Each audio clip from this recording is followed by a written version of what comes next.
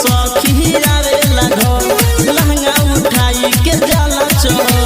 खोले बटम खाके चिनगम धोलेला पाजा पिछारू से हरे कमला पसंद से ढोरी चुमेला बिमल से चुमेला गहाल रे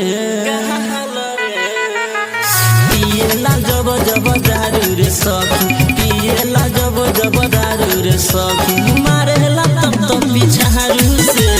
पिएला जब जब दारू रे सखी मारेला तब तब पिछारू से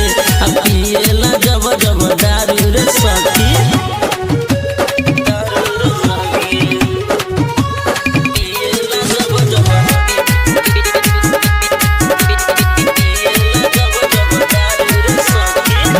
चटेला लगा हार हो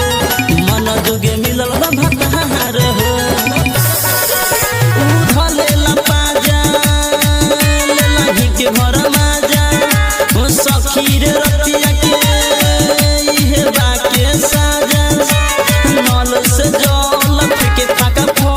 नल से जल फेके फाका फो कब धरे पिछारू से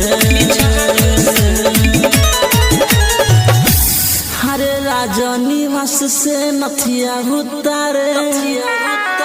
शिखर से उठावे लहंगा रे पिएला जब जब दारू रे सखी पिएला जब जब दारू रे सखी मारेला तब तब पिछारू से पिएला जब जब दारू रे सखी मारेला तब तब पिछारू से पिएला जब जब दारू रे सखी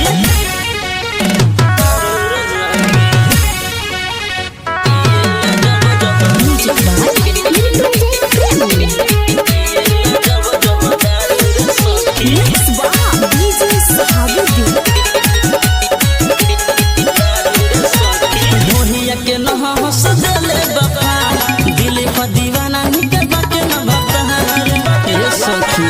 राइटर अमित पलंग पर चढ़े सखी रे मो जवानी से लरे धलेला पाजा लेला माजा धलेला पाजा लेला माजा छुअल चाहे अगहरू से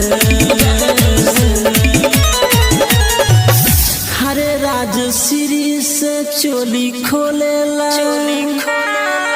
सिगने चन से छुएला ढोरी रे ला जब जब दारू रे सखी पिएला जब जब दारू रे सखी मारेला तब तब पिछारू से